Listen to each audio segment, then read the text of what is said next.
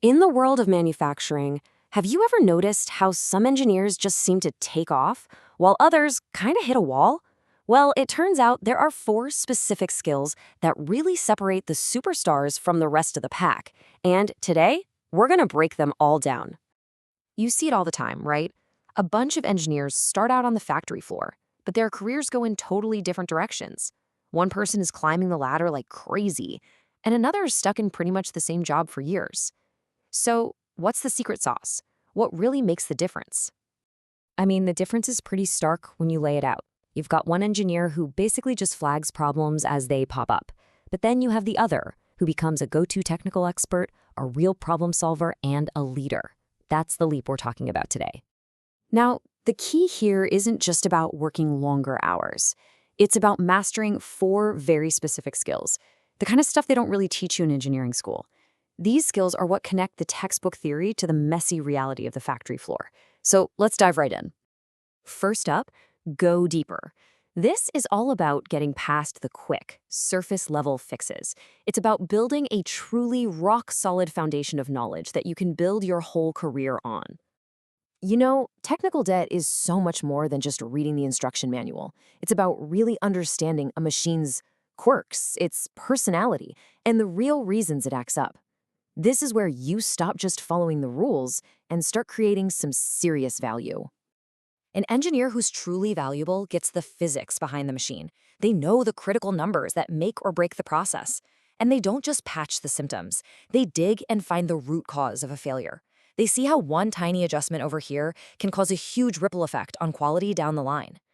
And this really is the bottom line. Look, anyone can walk by a machine and say, hey, that thing's broken. That's easy. But being the person who understands why it's broken and can get it running again fast, now that's what earns you respect and makes you absolutely essential. All right, skill number 2 is all about seeing the system. I gotta tell you, focusing only on your little corner of the factory is one of the biggest career mistakes you can make. It's all about zooming out. A factory isn't just a collection of machines. It's more like a living, breathing ecosystem. Production, maintenance, the supply chain, quality, they are all woven together. Systems thinking is the ability to see all those invisible threads and understand how pulling on one affects everything else. Every single one of these departments is a piece of a giant puzzle. A good engineer knows their own piece inside and out, but a great engineer sees the picture on the front of the puzzle box and makes decisions that help the entire image come together. Here's a perfect example. Let's say you manage to crank up a machine to run 10% faster. Looks like a big win, right? But what if that causes a 20% jump in product defects or pushes the machine towards a catastrophic breakdown? A system thinker sees those trade-offs coming from a mile away. Now for our third skill, and this one is a huge mindset shift. It's all about understanding the cost. This is where you stop thinking just like an engineer and start thinking like a business leader. Let's be real. Factories are in the business of making money. The most valuable engineers never, ever forget that. They look at every decision, every repair, every process tweak, every new tool through the lens of dollars and cents. The best engineers are always asking these kinds of questions. They don't just see a machine that's stopped. They see a dollar counter ticking up every single second. They don't just see a flawed product. They see the cost of the wasted material and time. This is how you directly connect what you do to the company's bottom line. And don't ever underestimate the impact you can have here. We're not talking about pocket change. Sometimes tiny improvements in efficiency or waste can add up to millions of dollars in savings every single year. An engineer who can find those savings, well, they become indispensable. And that brings us to our final skill, and this might just be the most important one of all. Lead the team. Because you can be a technical genius, but if you can't work with people, your ideas will go nowhere. On the factory floor, leadership isn't about having a fancy title. It's about being able to communicate your ideas clearly. It's about true collaboration. And it's especially about respecting the incredible hands-on experience of the operators and technicians who know these machines better than anyone. This is really where the magic happens. Can you explain a super complex problem in a simple way? Can you get operators, maintenance, and quality all in a room, working together to find a solution? Can you make a clear, decisive call when the pressure is on?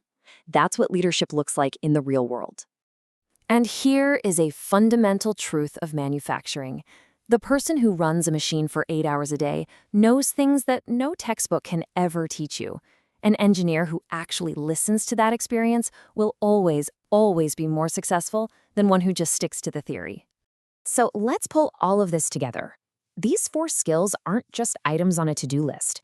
They're an integrated blueprint. They're how you build a truly valuable and successful engineering career. If there's one thing to take away from all this, it's this, right here. Your degree and your technical skills, yeah, they'll get you in the door. But your ability to go deep, to see the whole system, to understand the cost, and to lead the team, that is what determines how far you'll go. So, just to recap the 4 pillars one more time. Go deep with your technical depth to solve the real tough problems. Use system thinking to make smarter, big-picture decisions. Develop your cost awareness to drive real business value. And finally, practice leadership to bring everyone together. We'll leave you with this final thought. Every single day, you go to work to build products and improve processes. But the single most important project you will ever work on is yourself. So the question is, how are you going to architect your own future?